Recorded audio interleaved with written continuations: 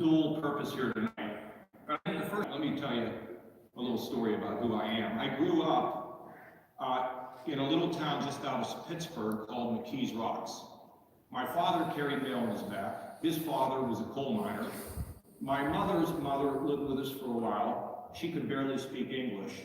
So I come from a blue-collar, heavy Democrat community. They used to put roadblocks up to keep Republicans from getting into this town. And so you got the picture. Hard scrabble, hard working. If the wind blew the wrong way, people would find themselves out of work. It was a fantastic place. I made this big journey, 180 miles to the west, to that little school called Ohio State University. And there you go, right there. And I found myself, you know about Ohio State, sir? I'm a graduate of All right, well, I found myself in a dormitory that was 23 floors high, filled with all 18-year-old college freshmen, men in one tower, women in the other. They used to refer to these towers as Sodom and Gomorrah. But the interesting thing is, I found myself in a dormitory, you don't know this, doctor, with 15 college roommates. There were 16 of us, crowded in that dorm. Did you live in one of those towers, sir? Baker Hall. Okay, well, that was it. That was the spoiled hall, okay? So I'm there for a few minutes, right, and I get upset about stuff that's happening, and my Uncle Emil always told me, Johnny, if you ever want to change something, start at the top. So I called the president of the university's office, and they were not letting me in very quickly, and I just kept calling, because that's what you do. You bother people till they relent. And I finally got a meeting with the president of the university. So I went in to see him. I had on my best blue jeans and blue jean jacket and put my hair up under my hat, went in to see Dr. Fawcett. And he was very impressive. He was a very tall guy, sonorous kind of a way in which he spoke. He was incredible. And, I was a little bit impressed because I only been in school for a short time. And I looked at him and he said, what's on your mind? And I lodged my complaint. And I said, sir, before I leave, I love the rugs. The carpeting was beautiful. The lighting, the tables, the chairs. Wow. I said, I've been in school for about a month and I'm undecided. So I'm sort of thinking maybe this is me. What exactly do you do? And so he tells me about his academic responsibilities and his fundraising responsibilities. And he says, tomorrow I'm going to fly down and have a meeting with President Nixon. He and I have been friendly a number of years. And I said, well, sir, there's a number of things I would like to talk to him about. Can I go with you? And he said, no. And I said, well, if I write a letter, would you give it to the President of the United States? Now, I saw some students earlier, and I hope there's a number of students in here. And so, first of all, if you don't ask, I can't say no. So he looked at me and said, I guess I can deliver a letter. So I went back to my dorm room, and I wrote a letter to the president, telling him how I thought he was doing. And I signed it, sincerely, John Kasich, P.S. If you would like to discuss this further, let me know. I'll come see you. I'm a college student, right? So a couple weeks later, I go down to my mailbox, and there's a letter from the White House, the office of the president. I open it up, and I go upstairs, call home to Pittsburgh. My mother, who at that point I don't think was in the workforce because my brother and sister were still there. I said, Mom, I'm going to need an airline ticket. The President of the United States would like to have a meeting with me in the Oval Office. And my mother is shouting, honey, pick up the phone. There's something wrong with Johnny. This is a true story. So my dad's carrying the mail, and his father's a coal miner, as I said, and my mother, this is like, what is this kid doing, right? So they had a little discussion, and they decided they would buy me a ticket. So I got an airline ticket. I flew down to Washington. Showed up at the gate, said, hi, I'm John Kasich here for meeting with the president. And I'm 18 years old, right? I'm not even through my first quarter at Ohio State. Guy says, well, come on in. So I walk inside the White House, and I'm right outside the Oval Office. And the guy walks up to me, and he says, listen, young man, you're going to get 5 minutes alone with the President of the United States. What do you think? Yeah, what do you think? Well, what would you think? What would you think? Any president, what would you think? Yeah, well, I'll tell you what I'm thinking. I've got a new jacket, a new shirt, a new tie, new pants. I'm not coming out in 5 lousy minutes. I know 5 minutes. So they opened up the door, and I walked into the Oval Office. It's Mr. President John Kasich, President of the United States. I spent 20 minutes alone with the President of the United States as this 18-year-old freshman. That's the good news. The bad news is I spent 18 years in Congress. If you add up all the time I spent in the Oval Office, I peaked out at the age of 18 and should have moved to Vancouver.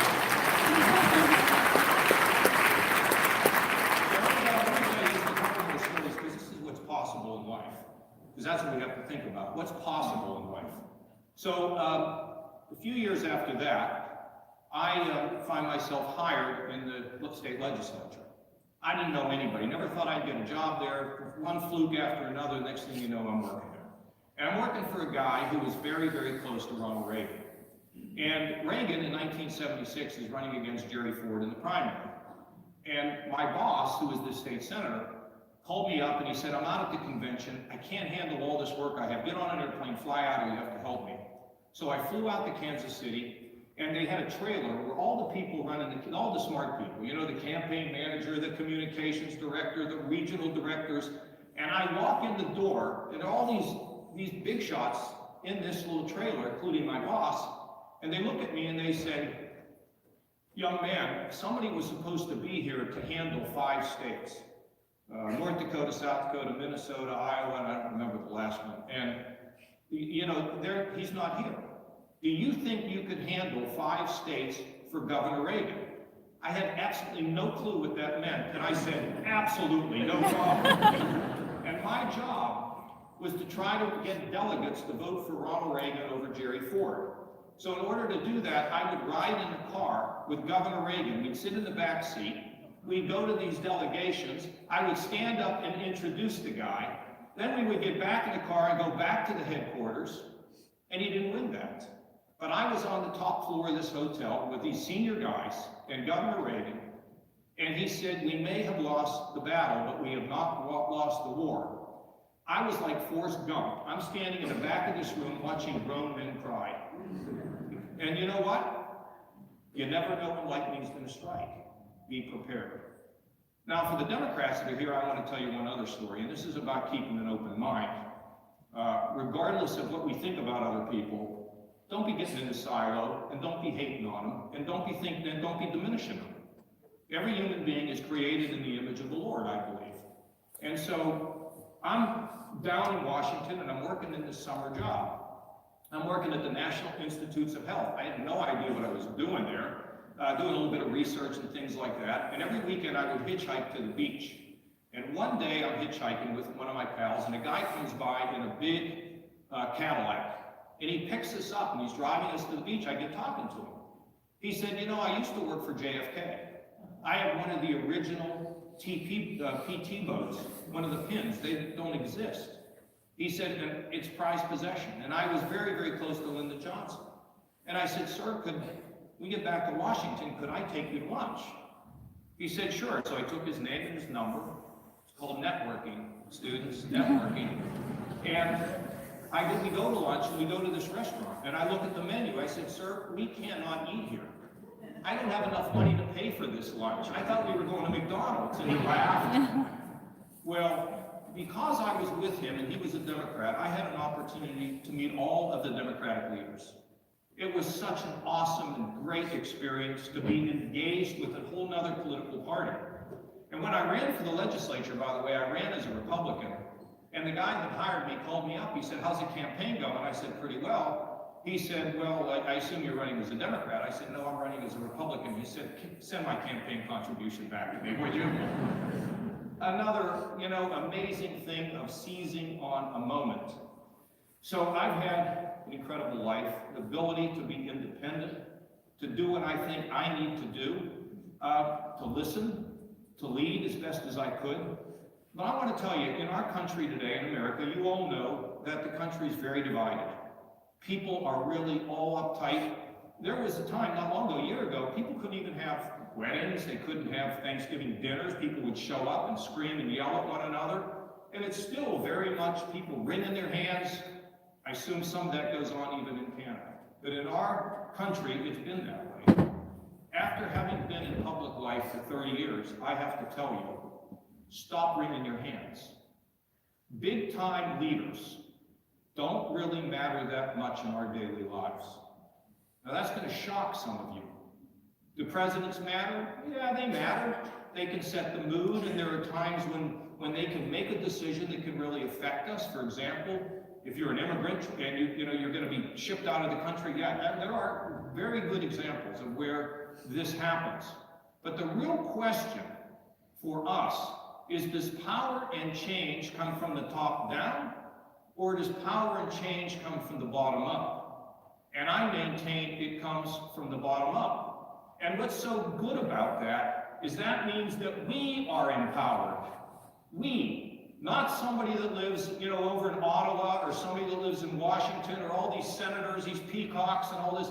No, the power rests with us.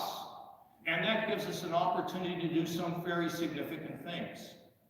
And I want to say to all of you tonight, these are just my observations, my life observations. Do you understand?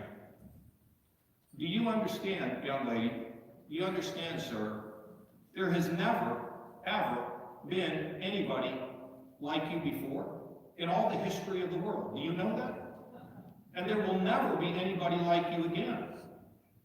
You're unique and special. I was in Utah at a beautiful place. I mean, it had the kind of beauty that we have right here in Vancouver. And I was telling the crowd this, and there were people behind me, and I turned around and said this to this young lady, and she started to cry. I got home, I told my wife, "Why do you think she cried?" My wife said, "Because you're probably scared." But when you think about this for a second. Do you understand that you're part of a mosaic? That you have a destiny and a purpose? Sometimes we forget this. We think I'm just one of the crowd. Yeah, you may be one of a crowd or part of a mosaic, but there's nobody that can take your place. That is a reason to be so excited about what we do in our lives. And what is our purpose and what is our destiny? Now, I don't know about you, but at Ohio State, and I'm sure down at the University of Cincinnati, there are always and throughout our lives, there are always those late night discussions where we ask ourselves and we ask those who we love and who we trust, what's the meaning of life? They've discussed this and debated this for centuries, since the beginning of time. Plato, he debated it. He believed in the eternal nature of the soul, whether it was Aristotle, whether it was Camus, whether it was Rousseau, whether it was John Locke, whether it was St. Augustine, whether it was Thomas Aquinas, they all debated it. And they all agreed on one thing. Life on this planet doesn't go on forever. Life is short. We tend not to think about that. And in regard to the fact that life is short, what are we going to do about this? Now, in America, we play a lot of football, and we've got 4 quarters in a football game. Sometimes if you watch a football game, not much happens for 3 quarters and about a half. And then in the last little bit of the game, everything happens, and people say, why didn't they play like that before? Or in the NHL game, when you're behind by a goal, you may have been playing conservative, but in the end, everybody's right. They even pull a goaltender to try to score. Why is that? Because there's a sense of the end, and a sense that we have to make things happen. We just can't sit back and be swallowed up by time that sort of diminishes our purpose. So I want you to think about, in regard to that hockey game or that football game, what are you going to do if you recognize the fact that life does not go on forever on this earth? Are you going to live a bigger life? Are you going to try to live a more meaningful life?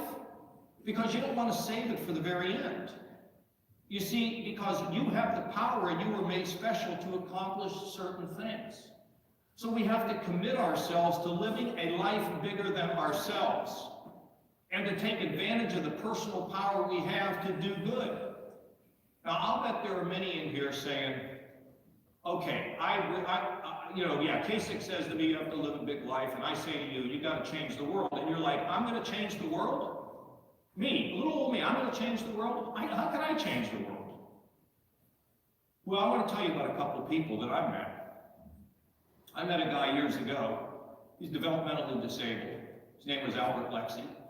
He watched the television show for Children's Hospital on a television station in Pittsburgh, fell in love with the woman that was running the foundation, went down to the hospital the next day and asked if he could shine shoes. You see, Albert dropped out of school, and he took up shoe shining as a very young man.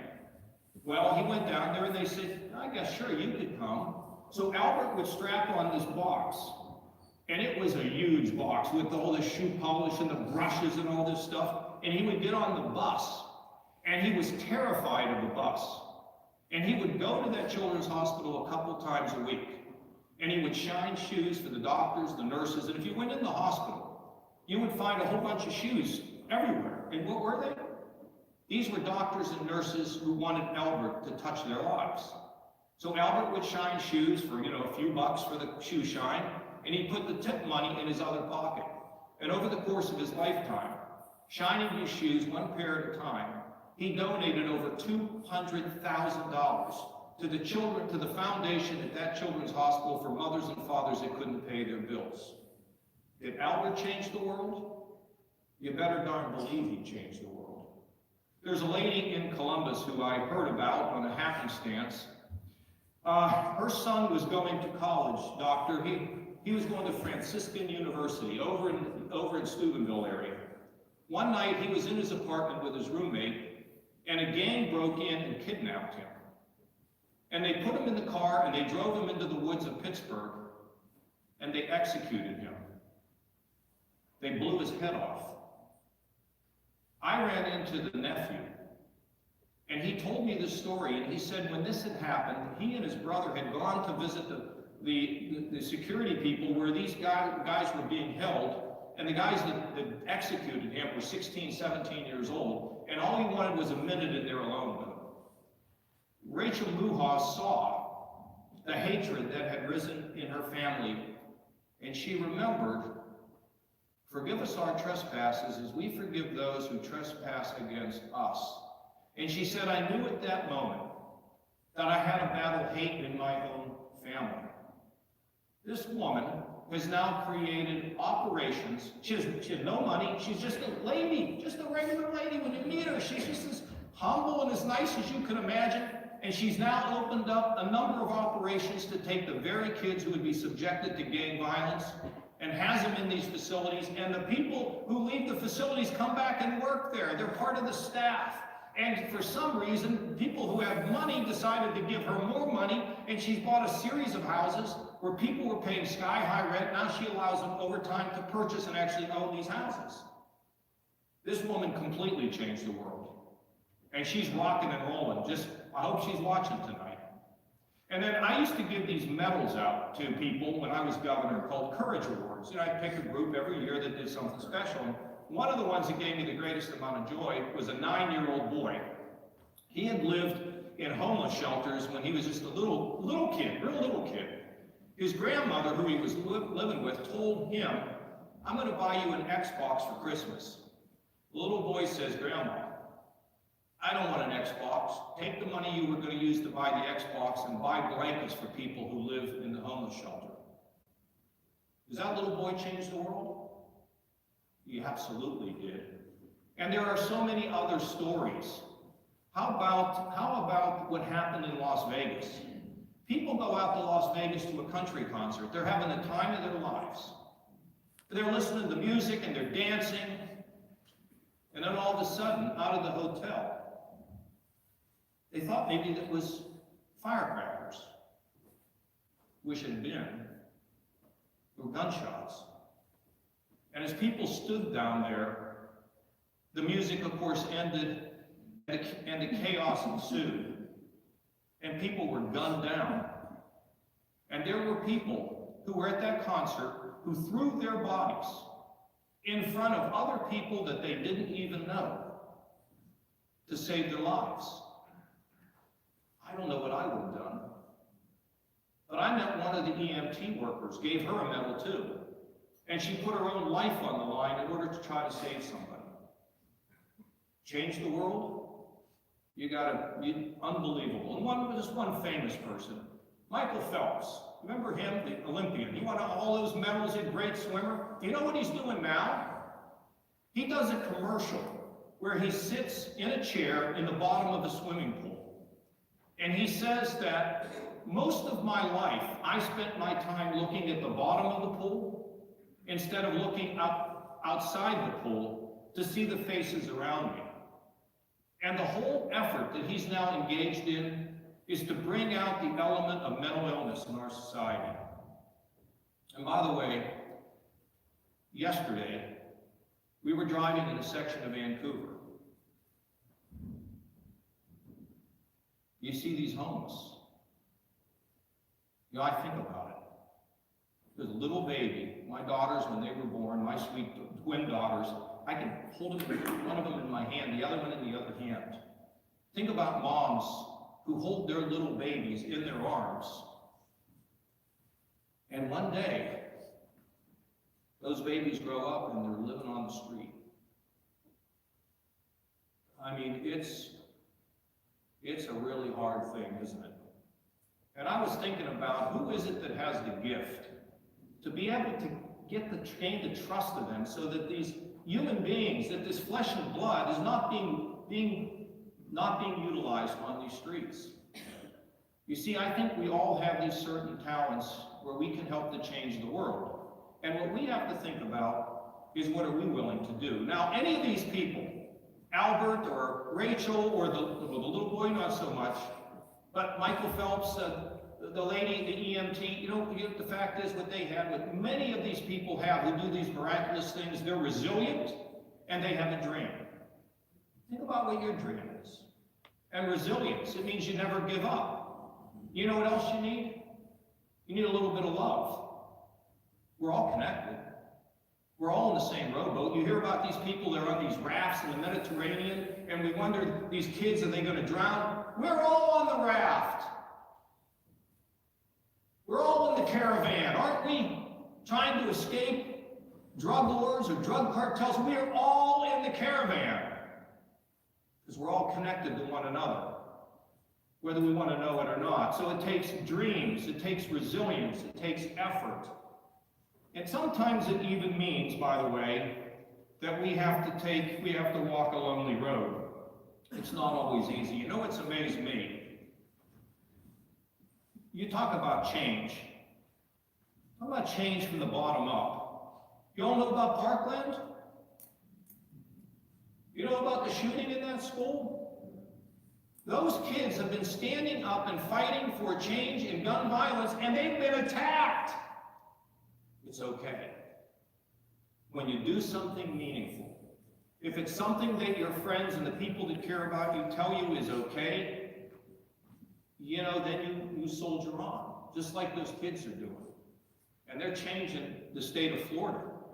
They're making it safer for people in that state because they've been resilient and not afraid to walk a lonely road. Because when you try to lead and do something different, people, sometimes they'll attack you. It's amazing. Martin Luther King. Think about him. He was resilient. He fought through the dogs and the gassings and the beatings. It was unbelievable what he did. How about Nelson Mandela? What is it, 28 years in a cell? And he comes out, he has no bitterness, he has love. He changes South Africa. It's just remarkable what he did. So it takes some resilience. But finally, I want you to understand, and I hope I can convince you, if you're waiting for politicians, forget it. Oh no, every once in a while, you will see a leader. William Wilberforce was one of those leaders in Great Britain. There are leaders that live in Canada, leaders that we've honored who live in America. You know, I just saw the stage play Hamilton. We know that there are significant leaders. But I can tell you, they don't win without us. You see, because power comes from the bottom up, not the top down. And let's talk about a couple of the things that I'm so familiar with that I'll tell you about, and that's civil rights. Civil rights didn't happen because the political leaders wanted to do something. They didn't want to do anything. They wanted to run and hide. Martin Luther King went into the White House and saw John Kennedy, and he walked out disappointed. Rosa Parks, Martin Luther King, They're the ones that drove the change. They're the ones that drove it from the bottom up and forced the politicians to do what they needed to do. Women's suffrage. You think there were a bunch of guys sitting around saying, let's give women rights? It was the women's suffrage movement. Women that said, we will not put up with this. We will not tolerate this. Unfortunately, there weren't enough women of color who were included. They're being included today, thank God. Or I remember Vietnam. You think Vietnam ended because the generals one day said we were done with it? There was an eruption on the college campuses, and it was the bottom up, it was the power that changed things. And I've already mentioned Parkland, and I cannot begin to tell you how hard it is to come up with rational gun control. You know, in America, you have a little different view here, I think, than what we have. We're Second Amendment people, but you can change the Second Amendment. For example, a red flag law that if you know somebody in the workplace or in your family that poses a threat to themselves or others, you go to a court and you take their gun away for a period of time until they're stabilized. We can't pass most of that in the States. You know why? Because people aren't marching.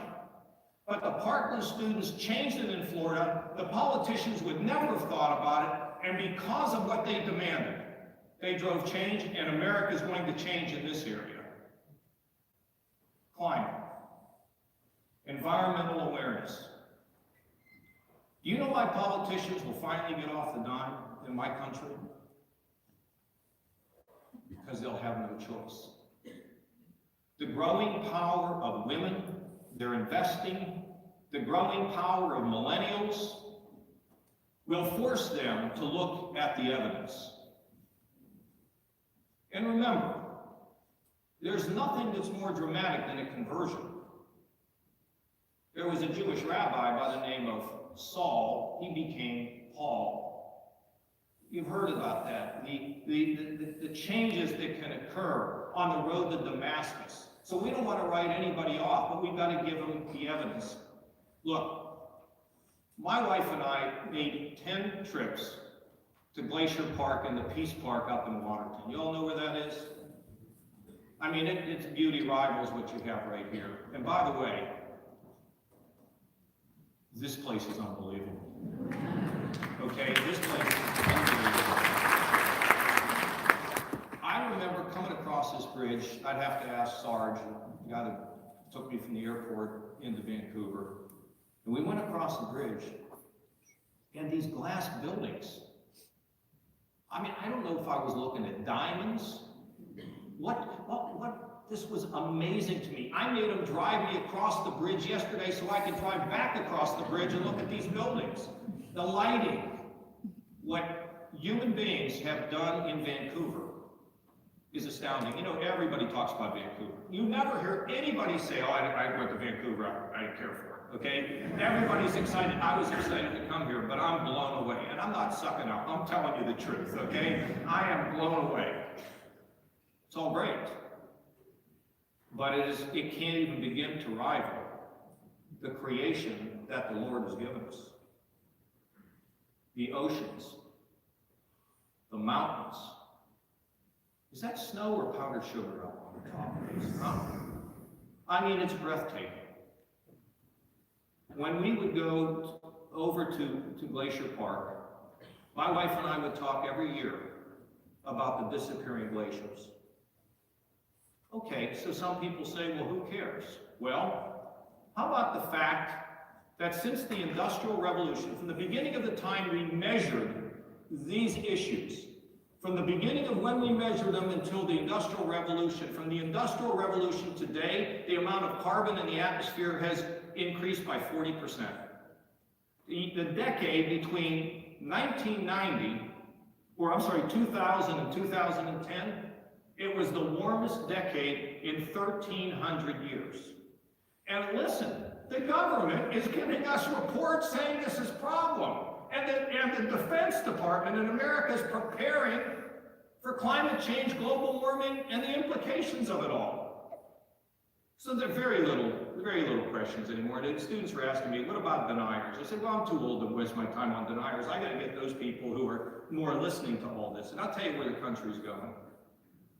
They're beginning to understand this is a real issue. Let me tell you just a little bit about Ohio. We had a 30% reduction in the last 10 years of the amount of carbon in our atmosphere. Pretty darn good. Secondly, you know why it's happened? Because we were in a position to help develop natural gas. Now, we were fracking in Ohio. I created it. And that was controversial, fracking, what's going to happen? Well, we managed it. And we've managed it as well as anybody in the country, and we have captured the methane gas, and we have told the producers, you will do this. And our rules and our laws are tougher than the federal EPA. We also had renewable standards. Now, when I came in, I was told we had these renewable standards. They were mandates. The legislature said, well, I think we should make them goals. We're conservatives and mandates aren't good. I said, oh, you want to get rid of mandates, huh? Make my day. So they sent me a bill to repeal the mandate and turn it into goals. I vetoed it.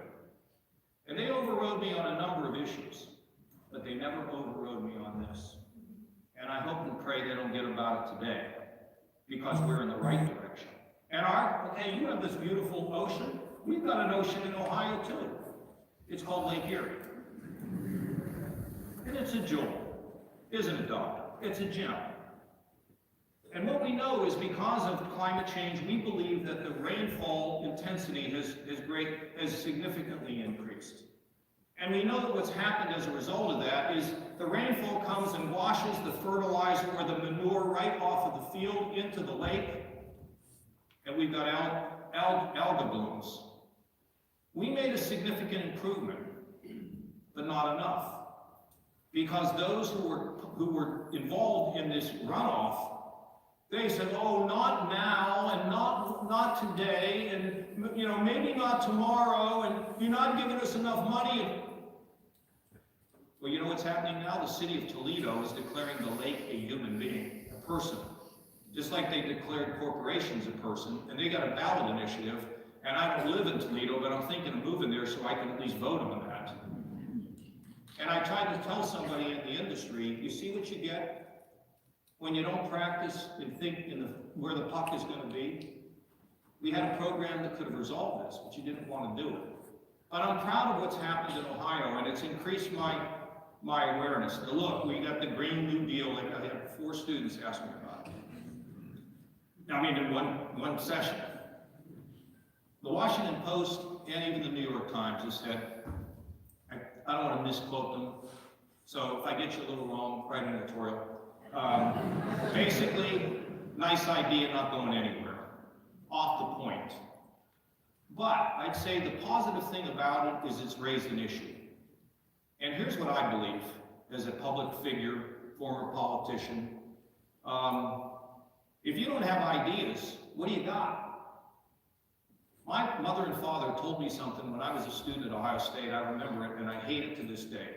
I'd go home and criticize something. They'd say, well, Johnny, if you don't like it, what are you for? I hated that question. If you're going to oppose something like the Green New Deal, what is your answer? What is it that you're going to do to deal with this issue of climate? Unless you're a denier. If you're a denier, okay, we'll just leave you behind and you'll catch up maybe someday. But we need to move forward. And there's a series of things that we can do that are constructive, that are market-oriented, and I think can make a significant difference. And we can start with the issue of either a carbon tax or cap and trade. Cap and trade worked with SO2, the sulfur, acid rain, and we know here in the West, between California and the Western provinces, there is now a program to basically do a cap and trade. And it's working. It's making a difference. And it's market-based. And you can set it up however you want to set it up, as to whether you want to plow some of the revenue that's produced from cap and trade or a carbon tax back into some research on efficiency or whatever, or maybe you return it all to people. That's a matter of debate and discussion. But the fact is that a market-based carbon tax, a market-based cap and trade program can make a significant difference, and it's time for Congress to stop dawdling and to have a proposal that we can enact in America that will begin to provide a positive impact on our environment. What do you think?